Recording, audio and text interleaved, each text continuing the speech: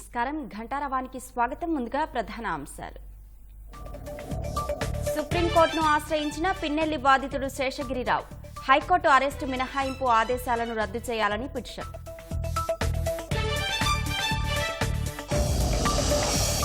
విజయవాడలో డయేరియాతో ఇప్పటిదాకా 9 మంది మృతి. కలుషిత నీరే కారణమంటూ బాధిత కుటుంబాల ఆందోళన.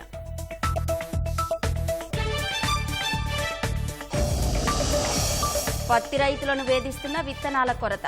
వ్యాపారులు అధిక ధరలకు విక్రయిస్తున్నారని ఆవేదన.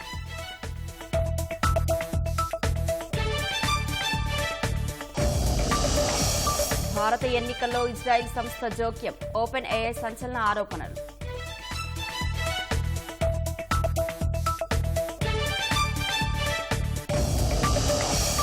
చివరి విడత పోలింగ్ వేళ గూగుల్ ప్రత్యేక డూడుల్. క్లిక్ చేస్తే తాజా ఓటింగ్ సమాచారం చూపేలా ఏర్పాటు.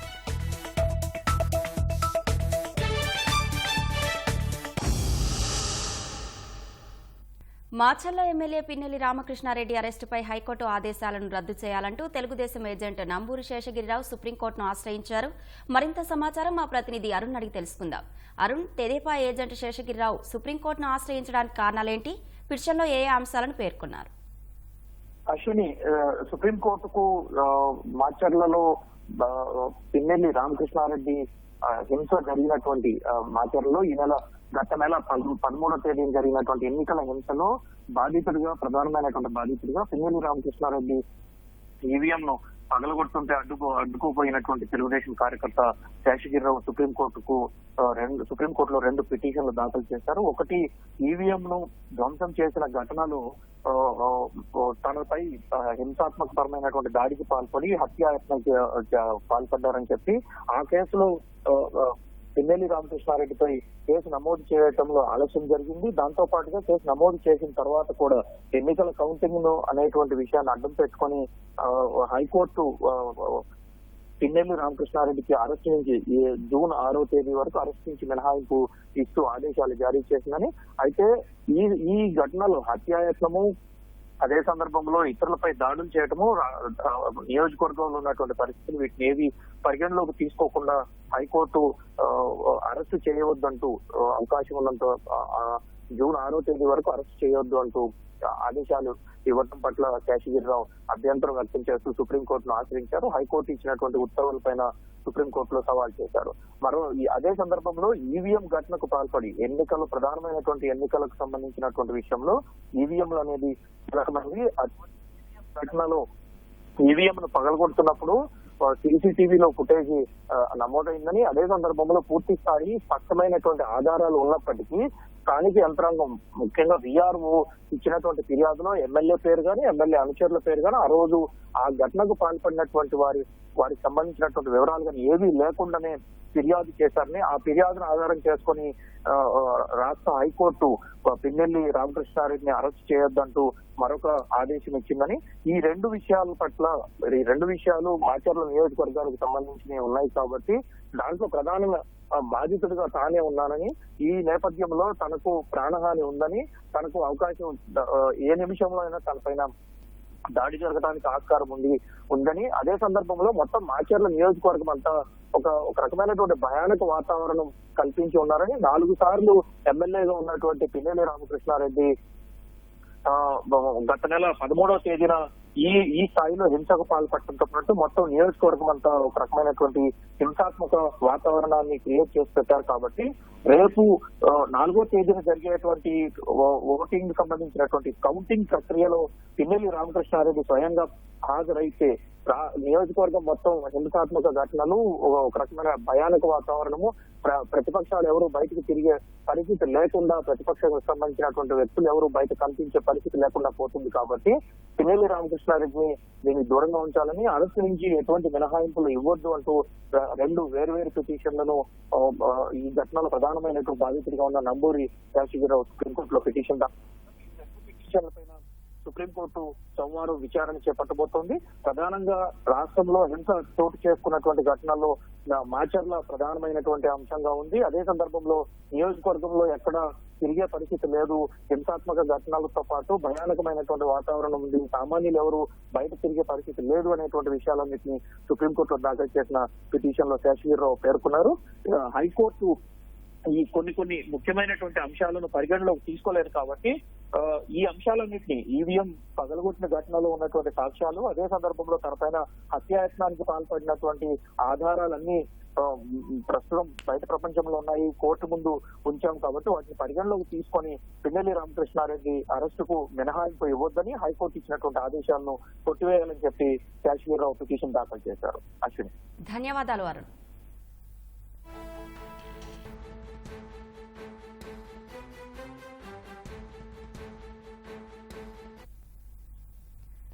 సార్వత్రిక ఎన్నికల్లో చివరిదైన 7వ విడత పోలింగ్ కొనసాగుతోంది. 7 రాష్ట్రాలు, కేంద్రపాలిత ప్రాంతం పరిధిలోని 57 నియోజకవర్గాల్లో ఓటర్లు ఓటు హక్కు వినియోగించుకుంటున్నారు. ప్రధాని నరేంద్ర మోదీ, కేంద్ర మంత్రి అనురాగ్ ఠాకూర్, బాలీవుడ్ నటి కంగనా రనౌత్ వంటి ప్రముఖులు పోటీ చేస్తున్న నియోజకవర్గాల్లో ఈ విడతలోనే పోలింగ్ జరుగుతోంది. ఉదయం 11 గంటల వరకు 26.3% పోలింగ్ నమోదైంది.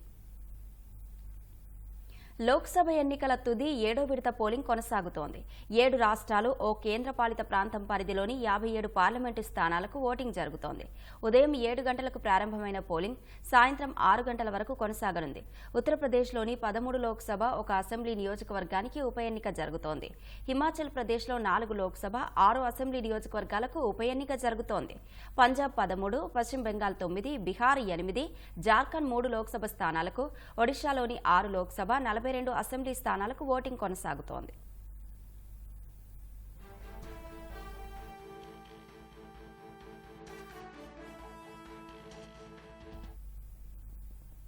చివరి దశ ఓటింగ్కు పెద్ద ఎత్తున తరలి వెళ్లి ఓటు హక్కు వినియోగించుకోవాలని ప్రజలకు ప్రధాని మోదీ ఎక్స్ వేదికగా విజ్ఞప్తి చేశారు.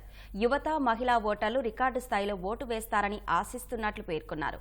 అందరం కలిసి మన ప్రజాస్వామ్యాన్ని మరింత చైతన్యవంతంగా చేద్దామని మోదీ పిలుపునిచ్చారు. 7వ విడతలో పలువురు ప్రముఖులు ఓటు హక్కు వినియోగించుకుంటున్నారు. హిమాచల్ ప్రదేశ్ బిలాస్పూర్లో భాజపా జాతీయ అధ్యక్షుడు జేపీ నడ్డా, మండిలో కంగనా రనౌత్, గోరఖ్పూర్లో యూపీ సీఎం యోగి ఆదిత్యనాథ్, నటుడు రవికిషన్ ఓటు వేశారు. పంజాబ్లోని అమృత్సర్లో భాజపా నేత తరుణ్ జీత్ సింగ్, లక్నోలో ఆప్ నేత రాఘవ్ చద్దా, జలంధర్లో క్రికెటర్ హర్భజన్ సింగ్ తమ ఓటు హక్కు వినియోగించుకున్నారు. బీహార్లో ఆర్జేడీ చీఫ్ లాలూ ప్రసాద్ యాదవ్తో పాటు ఆయన కుటుంబ సభ్యులు ఓటు వేశారు.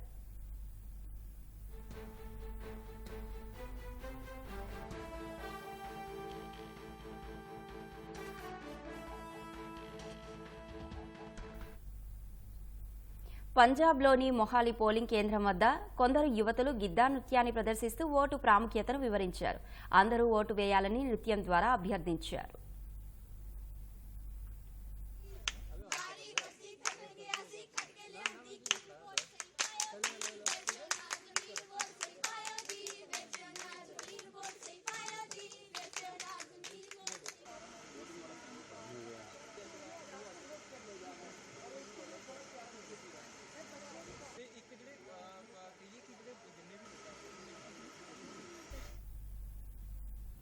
ఏడో విడతలోనూ పశ్చిమ బెంగాల్లో పలుచోట్ల ఉద్రిక్త పరిస్థితులు చోటు చేసుకున్నాయి. ఉదయం 6:30 సమయంలో దక్షిణ 24 పరిగణ జిల్లాలోని ఓ పోలింగ్ బూత్లో మూక దాడి జరిగింది. రిజర్వులో ఉంచిన ఈవీఎంలు, 2 వీవీప్యాట్లు, సెక్టర్ ఆఫీసర్ పత్రాలను ఎత్తుకెళ్లి సమీపంలోని ఓ చెరువులో పడేశారు. ఆ పోలింగ్ కేంద్రంలో అదనపు ఈవీఎంలు తరలించినట్లు ఎన్నికల అధికారులు తెలిపారు. మేర్గంజ్లోని 2 పోలింగ్ కేంద్రాల వద్ద భాజపా టీఎంసీ కార్యకర్తలు పరస్పరం దాడి చేసుకున్నారు. ఈ ఘటనలో పలువురికి తీవ్ర గాయాలయ్యాయి. ফেলে দিয়েছে, বসতে গেলে মারধর করেছে তার জন্য।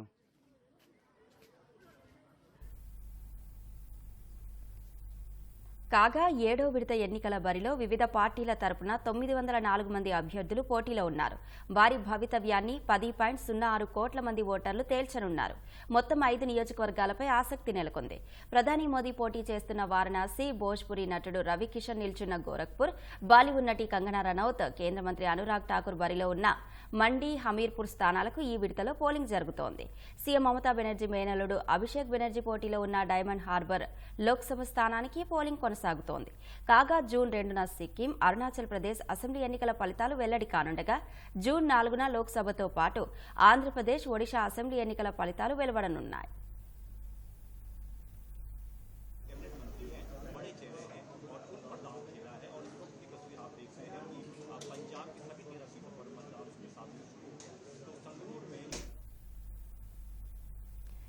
సార్వత్రిక ఎన్నికల్లో చివరి దశ నేటితో ముగియనున్న నేపథ్యంలో ఈ సాయంత్రం 6:30 గంటల తర్వాత ఎగ్జిట్ పోల్స్ విడుదల కానున్నాయి. వివిధ సర్వే సంస్థలు, మీడియా సంస్థలు కలిసి చేసే ఈ అంచనాలపై సర్వత్రా ఆసక్తి నెలకొంది. ఎగ్జిట్ పోల్స్ అన్ని సందర్భాల్లోనూ ఖచ్చితమైన సమాధానం ఇవ్వకున్నా ఓ అంచనాను ప్రజల ముందుంచుతాయి. కొన్నిసార్లు అంచనాలు తప్పినా ఎగ్జిట్ పోల్స్ పై ఆసక్తి మాత్రం తగ్గటం లేదు. కొద్ది నెలల క్రితం జరిగిన 5 రాష్ట్రాల ఎన్నికల్లో ఒక్క తెలంగాణ విషయంలో తప్పిస్తే మిగిలిన రాష్ట్రాల అంచనాలు తప్పాయి. మధ్యప్రదేశ్, రాజస్థాన్లపై ఒక్కొక్కరు ఒక్కో అంచనా వేశారు. ఛత్తీస్గఢ్ ఫలితాలపైనైతే అంతా దెబ్బతిన్నారు. మరి ఇలాంటి పరిస్థితుల్లో లోక్సభ ఎన్నికల్లో ఎగ్జిట్ పోల్స్ ఏ పార్టీకి పట్టం కడతాయో సాయంత్రం చూడాలి.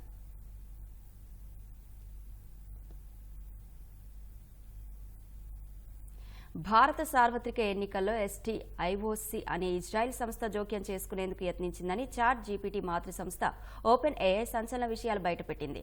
భాజపా వ్యతిరేక అజెండాతో పెద్ద ఎత్తున ప్రజల అభిప్రాయాలను మార్చాలని STOIC యత్నించిందని, ఆ ప్రయత్నాలను తాము అడ్డుకున్నామని ఓపెన్ AI తెలిపింది.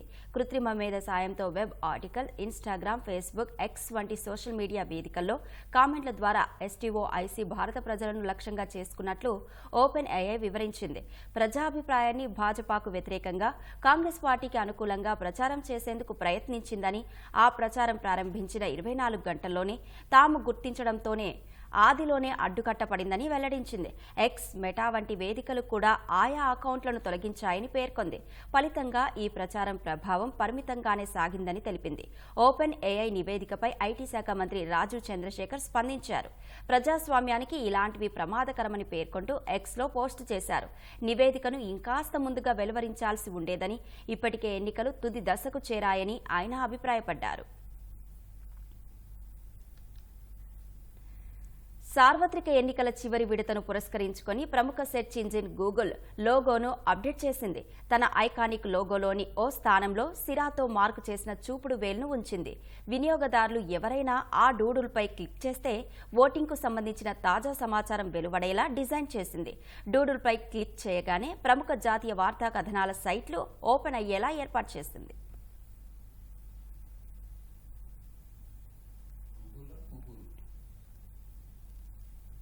అసత్య ఆరోపణలతో తనను తీవ్రంగా వేధించారని మాజీ IPS అధికారి ఏబీ వెంకటేశ్వరరావు అన్నారు.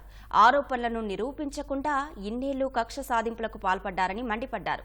తప్పు చేయలేదు కాబట్టే ఆలస్యమైనా తనకు న్యాయమే జరిగిందన్నారు. వృత్తిరీత్యా పదవీ విరమణ చేసినా అన్యాయం, అణచివేత ఎదుర్కొనేందుకు పోరాడుతూనే ఉంటానంటున్న ఏబీవీతో మా ప్రతినిధి శ్రీనివాస్ మోహన్ ముఖాముఖి.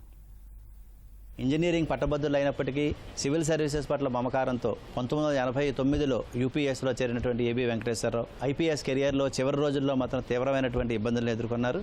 DG ర్యాంక్ అధికారి అయ్యుండి కూడా ఉద్యోగ విరమణ చేయాల్సిన రోజే మళ్లీ తిరిగి పోస్టింగ్ రావడం, కొన్ని గంటల వ్యవధిలోనే మళ్లీ ఉద్యోగ విరమణ చేయాల్సి వచ్చింది. వైకాపా ప్రభుత్వం అధికారంలోకి వచ్చిన తర్వాత ఆయనపై తీవ్రమైనటువంటి వేధింపులు, కక్ష సాధింపు చర్యలు చేసిన ఫలితంగా 5 ఏళ్ల పాటు తీవ్రమైనటువంటి పోరాటం సాగించారు. మనతో పాటు ఏబీ వెంకటేశ్వరరావు గారు ఉన్నారు. సార్ నమస్తే అండి. పౌర సమాజం నుంచి నిన్న పెద్ద ఎత్తున స్పందన లభించింది. 5 ఏళ్ల పాటు మీరు తీవ్రమైనటువంటి ఇబ్బందులు, ఒడిదుడుకులు ఎదుర్కొన్నప్పటికీ ప్రజల స్పందన మీకు ఎలా? నేను మొదటి నుంచి నమ్మింది ఏమిటంటే మంచితనానికి, నిజాయితీకి, ధైర్యానికి, క్యారెక్టర్కి విలువ ఉంటుంది సమాజంలో అని నమ్మాను. నమ్మబట్టే ఆ విలువలను పాటించాను. నా నమ్మకం సరైందే అని చెప్పి నాకు నమ్మకం కుదిరింది. నేను గత 5 ఏళ్లలో ఎదుర్కొన్నటువంటి స్ట్రగుల్స్, బాధలు పడ్డానని నేను చెప్పను. I refuse to accept that I had any pain. నేను బాధలు పడ్డాను అన్న సంతృప్తి శత్రువుకి కలగజేయను. నిన్న చూసినప్పుడు ప్రజల నుంచి వచ్చిన మద్దతు కానీ, నాతో పాటు సంఘీభావం తెలిపిన విధానం కానీ, నాకు సమాజం పట్ల గౌరవం అమాంతంగా పెరిగింది. అలాగే సమాజం పట్ల నా బాధ్యత కూడా ఎక్కువ పెరిగినట్లుగా నాకు అనిపిస్తుంది. ఇప్పుడు సమాజం నుంచి లభించినటువంటి మద్దతు చూస్తే మీరు సమాజానికి మళ్ళీ ఏ విధంగా సహాయపడాలనుకుంటున్నారు? ఏమండి, నిన్న అన్నట్లు ఏదో కారణాల వల్ల ఈ ఉద్యోగంలోకి వచ్చాను. ఈ ఉద్యోగం లక్షణం ఏంటంటే అన్యాయాన్ని సరిదిద్దడం, అణచివేతను ఎదుర్కోవడం, ప్రజలను రక్షించడం, పీడన నుంచి, శోషణ నుంచి రక్షించడం. అది ఉద్యోగంలో ఉండి చేయొచ్చు, బయట ఉండి కూడా చేయొచ్చు. Only thing you need is కొంచెం ధైర్యం కావాలి, ఎలా చేయాలో తెలియాలి, ఎలా అప్రోచ్ అవ్వాలో తెలియాలి. ఆ మాత్రం తెలివితేటలు ఈ 35 ఏళ్ల ఉద్యోగ జీవితంలో వచ్చినాయి కాబట్టి ప్రజలకి స్వీయ రక్షణ విషయంలో, వాళ్ళ ధనమాన ప్రాణాల రక్షణ విషయంలో ఎక్కడెక్కడ అన్యాయం జరిగినా కానీ నేను నా చేతనైనటువంటి సహాయం చేయడానికి ఒక విధానాన్ని, ఒక పద్ధతిని ఎంచుకుందాం అనుకుంటున్నాను. అది ఎలా ఉండబోతోంది అనేది వచ్చే కొద్ది రోజుల్లో, 1 నెల 2 నెలల్లో నిర్ణయం చేసుకుంటాను. తర్వాత మీ మీద అభియోగాలు మోపారు, రాత్రే దాని మీద విచారణని, రకరకాల సస్పెన్షన్ ఇవన్నీ తీసుకొచ్చారు. మీరు చాలా సందర్భాల్లో కూడా మీ మీద ఏదైతే అభియోగాలు మోపారో అవన్నీ వాస్తవం కాదు అని చెప్పారు. అయినా కూడా ప్రభుత్వం ఎందుకు మిమ్మల్ని వెంటాడింది అనుకోవచ్చు. ఒకసారి నిర్ణయం తీసుకున్నాక చివరిదాకా తీసుకెళ్తారు ఎవరైనా. సో ప్రభుత్వం కూడా అదే చేసినట్టున్నారు. వాళ్ళు కూడా దీనికి ఒక ముగింపు వచ్చేదాకా దీన్ని ముందుకు తీసుకెళ్తారు. నాకు ముగింపు కావాలి. కాకపోతే నేనేమంటున్నానంటే 10-12 ఏళ్ళు పేరబెట్టమాకండి, త్వరగా ముగించండి. తప్పుంటే త్వరగా శిక్షించేయండి, లేట్ చేయొద్దు. దురదృష్టవశాత్తు 4 సంవత్సరాలు అయింది. 4 సంవత్సరాలకు కూడా ముగింపు రాకపోతే ఎలా? ఇన్ని రోజులు సాగదీస్తే ఎలా? నేను అడగట్లేదు కదా సాగదీయమని, నేను వాయిదాలు అడగట్లేదు కదా. కాబట్టి ఇవి ఎంత త్వరగా ముగిస్తే అంత మంచిది. నా చేతనైనంత వరకు కోర్టులో ఎఫిడవిట్ల ద్వారా వేసినటువంటి విషయాలు ప్రజల మధ్య కూడా పెట్టాను. Because it's public knowledge anyway. అయ్యా ఇందులో వివరాలు ఇవి ఇందులో ఎక్కడ తప్పు జరిగిందో మీరే ఆలోచించండి అని చెప్పి ప్రజల ముందు పెట్టాను. ప్రజలకు అర్థమైంది అక్కడ ఏమీ జరగలేదు అని. సో ఇప్పుడు ఏమంటారు, చేయడానికి ప్రయత్నించారు అంటారు. అది కూడా తేల్చు. పరికరాలే కొనలేదు అనేటువంటిది మీరు చాలా స్పష్టంగా చెప్తున్నారు. కానీ ఇంకా ఏసీబీ విచారణలో ఉందని ఇలా రకరకాలుగా కోర్టులో కూడా చెప్తున్నారు. అసలు ఏం జరిగిందంటే, ఇన్ని రోజులు ఛార్జ్ షీట్ వేయకుండా, విచారణ జరగకుండా అట్లాగే పేరబెడితే, పెండింగ్ పెట్టి, అలా అదిగో నీ మీద కేసు పెండింగ్ ఉంది అని అంటే నా తప్పు కాదు కదా, నా మీద కేసు పెండింగ్ ఉంటాం. నా వైపు నుంచి సహాయ నిరాకరణ ఏమి లేదు కదా. తొందరగా ముగించాల్సిన బాధ్యత మీది కదా. ఒకవేళ న్యాయం ఆలస్యం అయిందేమో కానీ న్యాయం జరిగింది అన్నట్టుగా మీరు భావిస్తున్నారు? ఖచ్చితంగా న్యాయం జరుగుతుందండి. న్యాయం ఆలస్యం అవడం ఎంత స్వాభావికమో ఖచ్చితంగా న్యాయం జరుగుతుంది ఏదో ఒక ఫోరంలో అనేది కూడా అది న్యాచురల్ లా, జరిగి తీరుతుంది. నేను ఆ విషయంలో చాలా ఆశావహ దృక్పథంతోనే ఉన్నాను. ఈ 5 ఏళ్ల కాలంలో ఒకవైపు మళ్ళీ కేసులు, మరోవైపు ఏమో కోర్టులు, ఈ వ్యవహారాలన్నీ కూడా అంటే మీలో మనోధైర్యాన్ని ఏ విధంగా పెంచాయా, లేదా ఏ విధంగా ఆ మేరకు మనోధైర్యంగా ఉండడం కోసం ఏం చేశారు? మనోధైర్యం పెంచుకోవడానికి, ధైర్యం సడలకుండా చూసుకోవడానికి ఎన్నోసార్లు ఎఫర్ట్ పెట్టాల్సిన అవసరం వచ్చిన మాట అయితే వాస్తవం. ఆ సమయంలో నా కుటుంబ సభ్యులు, మా లాయర్ గారు, దేశ విదేశాల్లో ఉన్న శ్రేయోభిలాషులు తోడుగా ఉండి నువ్వేం అధైర్యపడకు, మేమందరం ఉన్నాం, మోరల్గా సపోర్ట్ చేస్తాం, నువ్వు ముందుకెళ్ళు అని చెప్పి నాకు ఆలంబనగా నిలబడ్డారు. దానివల్లనే నేను ఇంత ధైర్యంగా పోరాడగలిగా. సంఘజీవునైనటువంటి నేను సంఘానికి అతీతుడిని కాదు. నేను ఒక్కడుగా ఏది చేయలేను. ఎంతో మంది సహాయం ఉంటే తప్ప నేను సాధించలేకపోయేవాడిని. ఆ విషయంలో మా కుటుంబ సభ్యులకి, మిత్రులకి, మా లాయర్ గారికి నేను ఎంతో రుణపడి ఉంటాను. మీ తాలూకా ఇంటెలిజెన్స్ చీఫ్గా ఉన్నప్పుడు వివేకానంద రెడ్డి హత్య కేసు జరిగింది. ఈ హత్య కేసుకు సంబంధించినటువంటి విచారణ ప్రక్రియ సక్రమంగా సాగడం లేదు అనే విధమైనటువంటి మీ అభిప్రాయమే మిమ్మల్ని ఈ విధమైనటువంటి కక్షాదింపు ధోరణికి కారణమైందనేటువంటి అభిప్రాయం చాలా సామాజిక మాధ్యమాల్లో వినిపిస్తుంది. ఇది ఎంతవరకు వాస్తవం? వాళ్ళ మనసుల్లో ఏముందో నేను దూరి చూసి చెప్పలేను కాబట్టి నేను దాన్ని నిర్ధారించలేను. కానీ ఎలక్షన్ హీట్లో 10వ తారీఖునో 11వ తారీఖునో ఎలక్షన్ షెడ్యూల్ రిలీజ్ అయింది. 15వ తారీఖున హత్య జరిగింది. ఏప్రిల్ 11వ తారీఖున ఎలక్షన్ మన దగ్గర. హార్డ్లీ 20 రోజుల టైం ఉంది. ఆ టెంపో పెరిగిపోయిన టైంలో జరిగిన మర్డర్ కేసు మీద పూర్తి స్థాయిలో ఎవరికి కంట్రోల్ లేకుండా పోయింది. దాని దర్యాప్తు మీద పోలీసులు ఒక రకంగా బిజీగా ఉన్నారు, పొలిటికల్ పార్టీలు వేరే రకంగా బిజీగా ఉన్నారు.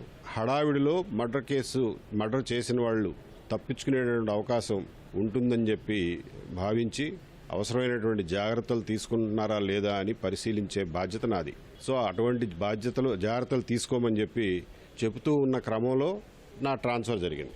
ఎలక్షన్ కమిషన్కి తప్పుడు ఆరోపణలు చేసి నన్ను ట్రాన్స్ఫర్ చేయించారు. అంతా అయిపోయిన తర్వాత నేను ఎలక్షన్ కమిషన్కి ఆర్టీఐ ద్వారా సమాచారం అడిగాను. నా మీద కొన్ని ఆరోపణలు చేసి నన్ను అప్పట్లో ఇంటెలిజెన్స్ చీఫ్ ఉద్యోగం నుంచి రాత్రి తొలగించారు. ఇవాళ సాయంత్రం కంప్లైంట్ ఇస్తే రేపు సాయంత్రానికల్లా నన్ను ట్రాన్స్ఫర్ చేశారు. తర్వాత అయినా నా మీద ఉన్నటువంటి అభియోగాలను మీరు విచారించారా? అందులో ఏమైనా నిజమని తేలినాయా, అబద్ధమని తేలినాయా? నిజమని తేలితే నా మీద ఏమైనా యాక్షన్ ఇనిషియేట్ చేస్తారా? అబద్ధమని తేలితే అబద్ధపు ఆరోపణలు చేసిన వారి మీద ఏమైనా చర్యలు ఉంటాయా? తెలియజేయండి అని చెప్పి సమాచార హక్కు కింద చట్టం కింద అడిగాను. వారి దగ్గర నుంచి వచ్చిన సమాధానం ఏంటంటే ఆ ఆరోపణల్ని విచారణ చేసినట్లుగా కానీ అందులో ఏమి తేలిందనేది కానీ మా దగ్గర ఏ సమాచారం లేదు అని. ఎలక్షన్ కమిషన్ కూడా బాధ్యత ఉంది కదా. ఒక సీనియర్ అధికారి మీద ఆరోపణలు చేసినప్పుడు అప్పటికప్పుడు విచారించడానికి మీకు టైం ఉండకపోవచ్చు. ఎలక్షన్ హడావిడి ఇవన్నీ విచారణ చేస్తూ కూర్చోలేమా, ముందు ఎలక్షన్ కండక్ట్ చేయాలంటారు, చేసుకోండి, తర్వాత అయినా విచారణ చేయాలిగా, అందులో నిజానిజాలు ఎంత నిరూపించాలిగా. నా విషయంలో అది కూడా జరగల. అంత దుర్మార్గమైనటువంటి ఆరోపణలు నేను ఇవాళకి ఛాలెంజ్ చేసి చెప్తున్నాను. 100% అబద్ధపు ఆరోపణలు చేశారు ఆ రోజున. వివేక హత్య కేసు సంబంధించి ఇంకా ఎప్పటికి కూడా కోర్టులో విచారణ జరుగుతుంది, దర్యాప్తు కూడా జరుగుతుంది. అంటే ప్రిలిమినరీగా అక్కడ ఎవిడెన్స్ని కరెక్ట్ చేసే విషయంలో ఏమైనా తేడా జరగడం వల్లే ఇంత ప్రొలాంగ్డ్ ప్రాసెస్ అనుకోవచ్చు. కరెక్ట్గా ఎక్కడ తప్పు జరిగిందో అన్నది నేను కేసు ఫైల్ చూస్తే కానీ చెప్పలేను, కానీ బట్ అది సాల్వ్ చేయలేనంత క్లిష్టమైన కేసు ఏం కాదు. It's open and shut case. ఈ పార్టీకి ఎప్పుడో అది సాల్వ్ అయిపోయి ఉండాల్సింది. ఇప్పటికైనా చేస్తారని చెప్పి ఆశిస్తున్నాను. మరో అభియోగం కూడా 23 మంది ఎమ్మెల్యేలు పార్టీ ఫిరాయింపు విషయంలో కూడా మీ ప్రమేయం ఉంది అనేటువంటి ఒక అభియోగాలు కూడా ఉన్నాయి. 23 మందిలో 22 మంది బతికే ఉన్నారు. 22 మంది అక్కర్లా, వాళ్ళల్లో ఒక్కరైనా సరే అందులో నా ప్రమేయం ఉందని చెప్తే నేను ఓపెన్గా చెప్పండి, నా పరువు పోతుంది కదా, కనీసం అదన్నా చేయండి. పోనీ దీని మీద పెద్ద శిక్షించే అంత నేరమేం కాదులేవా, ఇది కేసు పెట్టలేం కాబట్టి వదిలేస్తున్నాంలే అని అనమనండి. బట్ బయట పెట్టమనండి, ఫలానా ఎమ్మెల్యేని ఫలానా రకంగా ప్రలోభ పెట్టి పార్టీ మార్పించాడు అని చెప్పి ఒక్క ఎగ్జాంపుల్ పబ్లిక్ డొమైన్లో పెట్టమనండి. కాదు కాదు కాదు అని చెప్తున్నాను, నువ్వేమో అవును అవును అవును అంటున్నావు, ప్రూవ్ చెయ్యవు. అది ఒక సీనియర్ ఐపీఎస్ అధికారిగా మీరు సుదీర్ఘమైనటువంటి గత 5 ఏళ్ళలో అయితే మీరు తీవ్రమైనటువంటి పోరాటం చేస్తూనే ఉన్నారు. కానీ ఒక చిన్న ఉద్యోగికి ఏమైనా కష్టం జరిగితే ఉద్యోగ సంఘాల నుంచో లేకపోతే పెద్ద ఎత్తున ఆందోళనలు అవన్నీ జరుగుతాయి. కానీ ఒక సీనియర్ ఐపీఎస్ అధికారికి ఈ విధమైనటువంటి కేవలం కక్షపూరితంగా ఉన్నప్పుడు కూడా ఐపీఎస్ సంఘాలు కానీ లేకపోతే ఇతర పెద్ద సంఘాలు ఎందుకు నుంచి మీకు సంఘీభావంగా రాలేకపోయారు, లేకపోతే భయం అనుకోవచ్చా? లేకపోతే ఉద్యోగ సంఘాల పరిస్థితి కూడా ఈ 5 ఏళ్లలో ఏమైందో అన్నది మనం చూసాం కాబట్టి ఐపీఎస్ అధికారుల సంఘం కూడా దానికి అతీతం కాదు, అది కూడా అలాగే బిహేవ్ చేస్తుంది. మీ ముందు భవిష్యత్ కార్యాచరణ ఎలా ఉంటుంది, ఎప్పుడు ప్రకటించబోతున్నారు? ఇన్నాళ్ళు పోలీసు ఉద్యోగంలో ఉండి ఏం చేశానో ఉద్యోగం బయట ఉండి కూడా అదే చేస్తాను. అన్యాయాల్ని సరిదిద్దడానికి కానీ, అన్యాయానికి గురైనటువంటి వారిని రక్షించడానికి కానీ, అలాగే సమాజం ముందుకెలా తీసుకెళ్ళాలి, ఆంధ్రప్రదేశ్ని తెలుగు జాతిని ఉన్నత శిఖరాలకు ఎలా తీసుకెళ్ళాలి అనే విషయం మీదే పనిచేస్తాను. ఎందుకంటే నాకు ఆంధ్రప్రదేశ్ అంటే ఇష్టం, తెలుగు జాతి అంటే ఇష్టం, తెలుగు భాష అంటే ఇష్టం. కాబట్టి వీళ్ళ కోసం నా శేష జీవితాన్ని గడుపుతాను, బికాజ్ నాకు వేరే పనులేవి లేవు. ఇది సీనియర్ ఐపీఎస్ అధికారిగా పనిచేసినటువంటి ఏపీ వెంకటేశ్వరరావు అభిప్రాయం. తన శేష జీవితాన్ని కూడా తెలుగు రాష్ట్ర అభివృద్ధి, తెలుగు ప్రజల అభివృద్ధి కోసం కేటాయిస్తానని చెప్పి, పూర్తిగా తన సమయాన్ని కూడా అందుకు వినియోగిస్తానని చెప్పి చెప్తున్నారు. విజయవాడ నుంచి కెమెరామెన్ నరేష్తో శ్రీనివాస్ మోహన్, ఈటీవీ న్యూస్. విజయవాడలో డయేరియా లక్షణాలతో మృతి చెందిన వారి సంఖ్య 9కి చేరింది. కలుషిత నీరు వల్లే ఈ మరణాలు సంభవించాయని బాధితులు మొగల్రాజపురంలో ధర్నా చేపట్టారు. ఈ ఆందోళనకు మద్దతు తెలిపిన సిపిఎం నాయకులు మృతుల కుటుంబాలకు 25 లక్షల పరిహారం ఇవ్వాలని డిమాండ్ చేశారు. మరణాలకు ఇతర అనారోగ్య సమస్యలు ఉన్నాయని అధికారులు చెప్పడం దారుణమంటున్న బాధితులు సిపిఎం నాయకులతో మా ప్రతినిధి కనకారావు ముఖాముఖి. విజయవాడ నగరంలో డయేరియాతో మరణించిన వారి సంఖ్య 9కి చేరుకుంది. విఎంసీ అధికారులు మాత్రం ఇతర అనారోగ్య కారణాలు కూడా ఉన్నాయని చెబుతున్నారు. అయితే తప్పించుకున్న ధోరణి అని చెప్పి సిపిఎం పార్టీ నాయకులు ఆరోపిస్తున్నారు. అయితే సిపిఎం పార్టీ ఆధ్వర్యంలో ఎవరైతే మృతి చెందారో ఆ కుటుంబ సభ్యులతో విజయవాడ మొగల్రాజపురంలో ఆందోళన చేస్తున్నారు. ఇక్కడ దీనికి సంబంధించి సిపిఎం నాయకులు కుటుంబ సభ్యులు ఉన్నారు. వాళ్ళని అడిగి అసలు ఏంటి, వాళ్ళకి ఎలా అన్యాయం జరిగింది, డయేరియా లక్షణాలేనా లేకపోతే ఇతర ఏమైనా కారణాలు ఉన్నాయని తెలుసుకుందాం. సార్ చెప్పండి, ప్రధానంగా ఈ డయేరియాతో ఇప్పటికీ 9 మంది మరణించారు, దీన్ని ఎలా చూడాలంటారు? విజయవాడ నగరంలో కలుషిత నీరు వస్తూ ఉంది, కాలుష్యం వెదజల్లుతూ ఉంది. ప్రత్యామ్నాయ చర్యలు చేపట్టండి అని చెప్పారని గత ఏప్రిల్ నెల మొదటి వారంలో సిపిఎం పార్టీగా కమిషనర్ కి లేఖ ఇచ్చాం. మేము మేయర్ పాలకపక్షానికి కూడా లేఖ ఇచ్చాం. ఇంతవరకు ప్రత్యామ్నాయ చర్యలు కాదు కదా, కనీసం ఆ లేఖ చదివారా లేదా అనేటువంటి విషయం కూడా తెలియడం. అంటే ప్రత్యామ్నాయ చర్యలు, నదిలో నీటి మట్టం తగ్గిపోయింది కాబట్టి బురద నీరు వస్తూ ఉంది, నీటి పారుదల లేదు. అదే నీరు బోరుల ద్వారా మీరు హెడ్ వాటర్ వర్క్స్ ద్వారా పంపిస్తా ఉన్నారు విజయవాడ నగరానికి. దీని పరిణామాలు తీవ్రంగా ఉంటాయి. నగరానికి నీరందించాల్సినటువంటి పరిస్థితి కూడా ఇక భవిష్యత్తులో ఉండదేమోనని చెప్పనేటువంటి భయం కలుగుతా ఉంది. ఆలోచించమని చెప్పారని చెప్పాం, కనీసమైనటువంటి స్పందన లేదు. కమిషనర్కి లేదు, అధికారులకి లేదు, పాలకపక్షానికి లేదు. మేయర్ అమ్మా నీ ఆచూకీ ఎక్కడని అడుగుతున్నా, ఎక్కడున్నావమ్మా నువ్వు? పేపర్లో ప్రకటించమంటారా? 9 మంది చనిపోతే వచ్చి పలకరించాల్సినటువంటి బాధ్యత మీకున్నదా లేదా అని చెప్పారని పేపర్లో ప్రకటనలు, ఫోటోలు, విహారయాత్రలు ఈ కాదు కావాల్సింది. ప్రజా సమస్యల పరిష్కారానికి నగరంలో లీకేజీలు అరికట్టమని చెప్పారని కోరాం. లీకేజీలు ఎక్కడెక్కడ ఉన్నాయి, ఎన్ని కిలోమీటర్ల నామ్స్ ప్రకారం పైప్ లైన్ మార్చాలని చెప్పనేటువంటి ఇంగితం కూడా మీకు కానీ మీ ఇంజనీరింగ్ అధికారులకు కానీ లేదా? ఏంటి బకాయింపు? డయేరియా కాదని చెప్పారని పరిశీలన చెయ్యండి, వైద్య పరీక్షలు చేయించండి. చేయిస్తే అవునా కాదా అని చెప్పినటువంటి తెలుస్తుంది. రాధానగర్, పాయికాపురం ఈ ఏరియా కూడా అదే రకమైనటువంటి పరిస్థితులు వచ్చినాయి.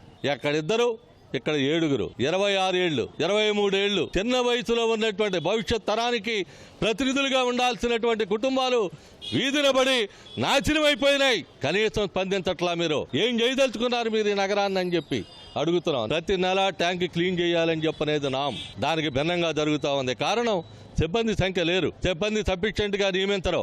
వాటర్ ఛార్జీలు మాత్రం పెంచి వసూలు చేస్తారు. బోర్లు వంచి వాటర్ సప్లై చేసేటువంటి సందర్భంలో డోజర్లు కొనాలా. ఆ డోజర్ ఉంటే క్లోరిన్ కానీ ఆలం కానీ దాని ద్వారా సప్లై చేయించేటువంటి దానికి ప్రయత్నం చేస్తే వాటర్లో మురికి ఆగిపోయి పొల్యూషన్ లేకుండా ప్యూరిఫైడ్ వాటర్ ముందుకెళ్తుంది. డోజర్లు కొనగలిగినటువంటి దౌర్భాగ్యకరమైనటువంటి పరిస్థితిలో కూడా మీరు లేరు అని అంటే మీకు పాలించే అర్హత ఈ నగరాన్ని ఉన్నదా అని చెప్పని అడుగుతున్నాం. టెస్టింగ్ చేయాల్సినటువంటి ల్యాబులు లేవు. గుంటూరు నుంచి తెప్పించి గుంటూరు నుంచి నిపుణుల్ని తీసుకొచ్చి ఇక్కడ మేము పరిశీలన చేయించామని చెప్తా ఉన్నారు. విజయవాడ కార్పొరేషన్కి దౌర్భాగ్యం అది. ల్యాబ్ టెస్టులు ఎందుకని చేయించరు? శాంపిల్స్ తీసినటువంటి సకాలంలో ఎందుకు తీయించి అందుట్లో ఉన్నటువంటి ప్యూరిఫైడా నాన్ ప్యూరిఫైడా అని చెప్పనేటువంటిది గుర్తించేటువంటి దానికి మీకు వచ్చిన ఇబ్బంది ఏంటని అడుగుతున్నాం. మేయరు, మీ డిప్యూటీ మేయర్లు సమాధానం చెప్పండి. 25 లక్షల రూపాయల ఎక్స్గ్రేషియా ఇవ్వండి. హాస్పిటల్లో వైద్య సహాయం పొందుతున్నటువంటి వాళ్ళ వైద్య ఖర్చులు కూడా మీరే భరించాలి అని చెప్పనేటువంటిది సిపిఎంగా డిమాండ్ చేస్తా ఉన్నాం. ఇది సిపిఎం నాయకులు చెప్తుంది. అలాగే బాధితులు ఎవరైతే మరణించారో వారి కుటుంబ సభ్యులు కూడా ఉన్నారు. వారిని అడిగి తెలుసుకుందాం అసలు కారణాలు ఏంటన్నది. అమ్మ, మీ భర్త చనిపోవడానికి కారణం ఏమని మీరు భావిస్తున్నారు? నీళ్ళే కారణం అండి. నెల రోజుల నుంచి నీళ్ళు తేడా వస్తుంది. ఎవరు పట్టించారు? కంప్లైంట్ ఇచ్చారు, ఎవరు పట్టించుకోలేదు. శనివారం నైట్ విరేచనాలు అయినాయి, ట్యాబ్లెట్లు వేసాం. ఆదివారం సీరియస్ అయింది. వారం డాక్టర్ గారిని పిలిపించి ట్యాబ్లెట్లు వేసి సెలైన్ పెట్టాం. 9 వరకు బాగానే ఉన్నాడు. 10 సీరియస్ అయిపోయింది.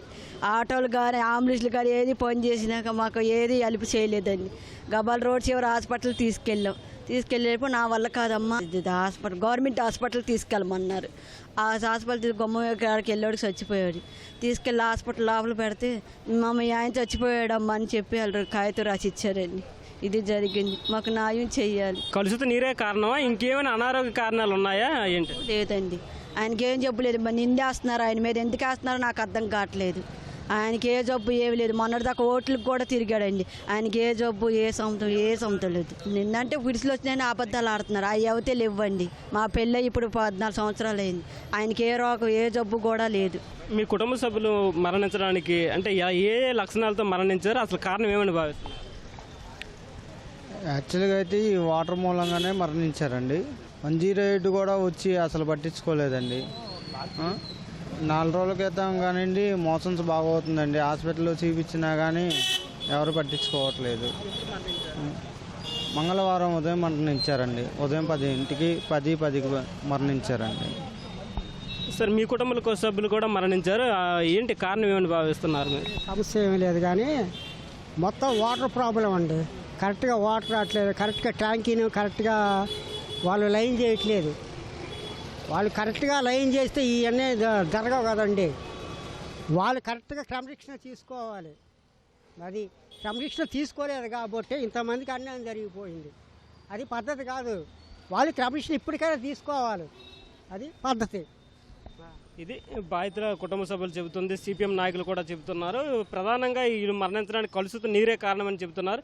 అయితే ల్యాబుల్లో టెస్టులు అధికారులు చేస్తున్న ఇంకా రిపోర్టులు రాకపోవడం అన్యాయం అని చెప్పేసి చెబుతున్నారు. అదేవిధంగా ఎవరైతే మరణించారో ఈ వాంతులు, విరోచనాలు, డయేరియా లక్షణాలతో ఆ కుటుంబ సభ్యులందరూ కూడా 25 లక్షలు ఎక్స్గ్రేషియా ఇవ్వాలని చెప్పేసి డిమాండ్ చేస్తున్నారు. కెమెరామెన్ భాస్కర్తో కనకారావు, ఈటీవీ న్యూస్, విజయవాడ నుంచి. విజయవాడలో డయేరియా మరణాలు ఆందోళనకరమని తెలుగుదేశం అధినేత చంద్రబాబు ఆవేదన వ్యక్తం చేశారు. అతిసారంతో ఇప్పటి వరకు 9 మంది చనిపోగా బాధితుల సంఖ్య రోజురోజుకు పెరుగుతుండడం దురదృష్టకరమన్నారు. కలుషిత నీరు సరఫరా కారణంగానే ప్రజల ప్రాణాలు పోయే పరిస్థితి వచ్చిందన్నారు. ఇతర అనారోగ్య కారణాలతో చనిపోయారని అధికారులు చెప్పడం సరికాదని ఆక్షేపించారు.